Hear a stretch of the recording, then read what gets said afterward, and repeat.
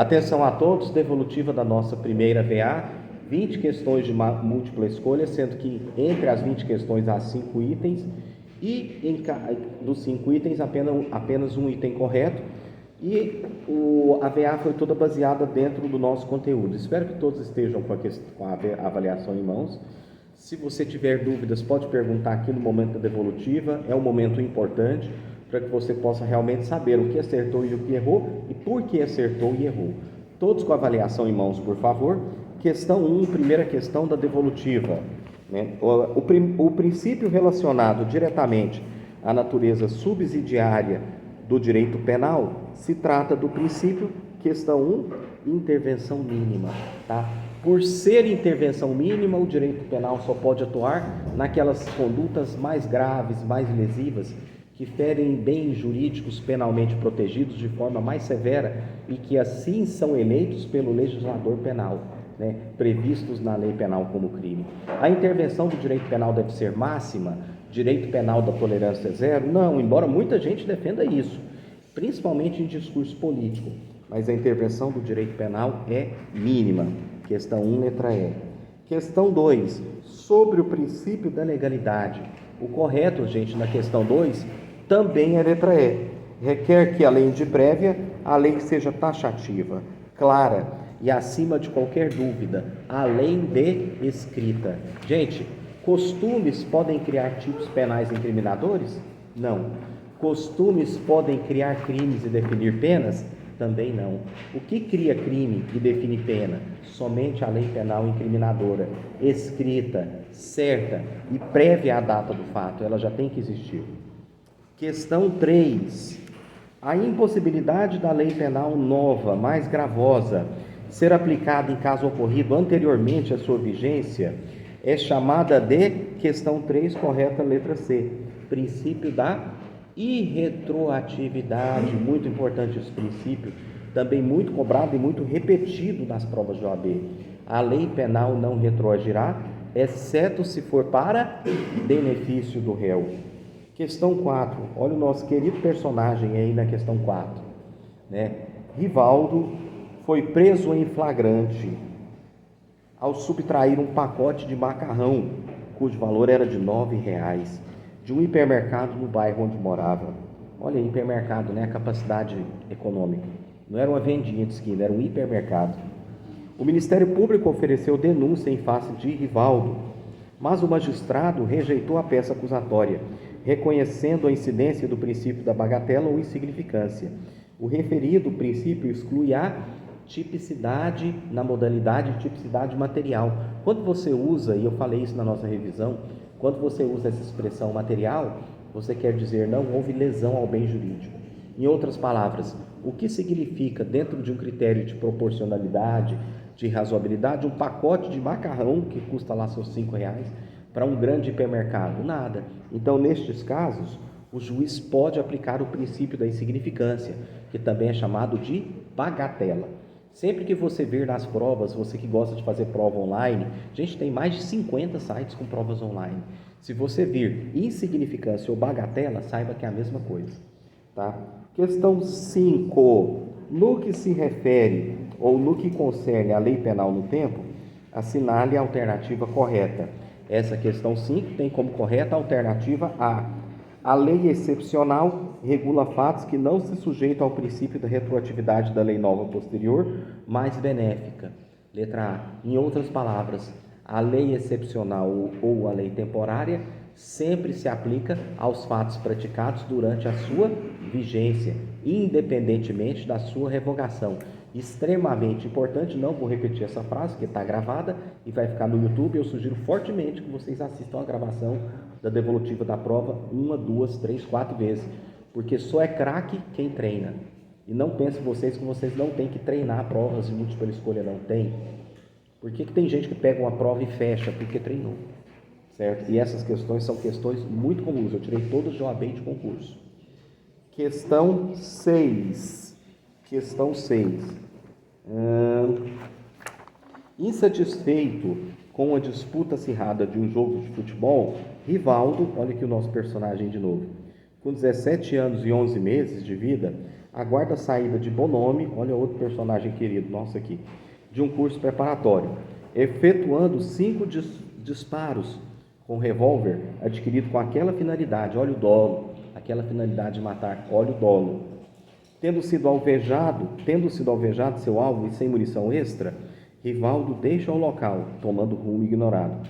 Bonome é socorrido por transeunte. Sabe o que é transeunte? É aquele que passa. E levado para o hospital, onde permanece internado por 2 meses. Gente, ele tinha 17 anos e 11 meses. O Bonome ficou internado 2 meses. Quer dizer que depois desse período ele morreu, o Rivaldo já tinha feito 18 anos. O tempo, né? Quando então vem a óbito, em razão exclusiva dos ferimentos sofridos. Olha a relação de causalidade aí, ó. Em razão exclusiva dos ferimentos sofridos. O correto é que Rivaldo, letra E, não pode responder por crime em razão da teoria da atividade. O que diz essa teoria? Considera-se praticado o crime no momento da ação ou omissão, ainda que outro seja o momento do resultado. Certo? Questão 7. Ficam sujeitos à lei brasileira, embora cometidos no estrangeiro, os crimes, letra B, contra o patrimônio ou a fé pública de empresa pública instituída pelo poder público. Eu não sei se vocês se lembram, mas na época do Petrolão, até quem tinha praticado crimes contra a Petrobras no escritório dela na China foi processado, de acordo com a lei brasileira. É claro que tem muita gente que não foi alcançado porque não entrou no território nacional, mas o Brasil é obrigado a iniciar o processo de julgamento, pois o crime foi praticado contra a empresa pública, mesmo não dentro do Brasil, mas o Brasil tem interesse no processo de julgamento, que é uma questão de soberania nacional. Então, questão 7, letra B. Questão 8, questão fácil, a questão 8. Questão 8. Com relação ao tempo do crime, o Código Penal adota a teoria da atividade. É a mesma questão relacionada com aquele exemplo do Rivaldo, que desferiu tiros contra Bonome. Ele é inimputável, porque ele tinha 17 anos e 11 meses. Isso em razão da teoria da atividade. Questão 9. De acordo com o artigo 7º do Código Penal, ficam sujeitos à lei brasileira, embora cometidos no estrangeiro, e ainda que o agente seja absolvido ou condenado no estrangeiro, os crimes de genocídio, quando o agente for domiciliado no Brasil. Não importa se ele praticou o crime fora.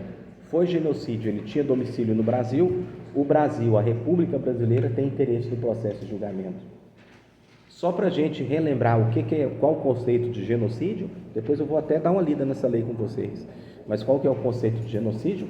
Matança generalizada, matança étnica, tá? Matança generalizada. Questão 10. Vamos lá para a nossa próxima devolutiva, questão 10. Também, sobre a questão 10, eu havia comentado com vocês no nosso vídeo da revisão, que está no YouTube, e também foi falado em sala. Com relação ao lugar do crime, o Código Penal adota a teoria, questão 10, letra C, teoria da ubiquidade. Lembram daquele exemplo do crime que se inicia na Argentina e termina no Brasil? Quem tem interesse no processo de julgamento, tanto faz. Pode ser tanto a justiça da Argentina quanto a justiça do Brasil, né? Teoria da ubiquidade. Questão 11. No direito penal brasileiro, a retroatividade da lei nova, que deixa de considerar um fato como criminoso, gente, óbvio, letra C, também falado, extingue a punibilidade do agente. Se ele estava sendo investigado, a investigação é encerrada. Se ele estava sendo processado, o processo é extinto. E se ele estava cumprindo pena, a pena também é extinta. Tá? Extingue-se a punibilidade do agente. Como é que chama isso? Abolitio criminis, abolição do crime. Questão 12. Gente, essa questão 12 está aqui no quadro. São elementos do fato típico, exceto a antijuridicidade. Porque o fato típico tem como elementos conduta, resultado, nexo causal e tipicidade. A antijuridicidade é outro elemento autônomo. Então, o correto aqui que você tinha que marcar, na verdade, é errada, né? Porque a questão coloca exceto, mas o que você tinha que marcar nessa questão 12 seria a letra E. Questão 13. De acordo com o conceito analítico de crime, um dos elementos do fato típico, gente, exceto a letra B, que é a correta, o resto tudo é besteira. Um dos elementos do fato típico é a conduta humana, seja ela dolosa ou culposa. Olha lá no quadro, né? Conduta humana, dolosa ou culposa, já havia sido falado antes da VA e agora eu estou repetindo. Questão 14. São princípios do direito penal, exceto, letra B, gente, essa palavra aqui, além de estranha, não faz parte do direito penal. Princípio da modéstia, aonde que está isso? Não existe. Princípio da lesividade existe, não há crime sem lesão ao bem jurídico. Princípio da legalidade também existe, não há crime sem lei anterior que defina. Princípio da mínima intervenção também existe, o direito penal só age quando for indispensável. E o princípio da adequação social também existe. Silêncio. Quem lembra do princípio da adequação social? É aquele que você tem em sala.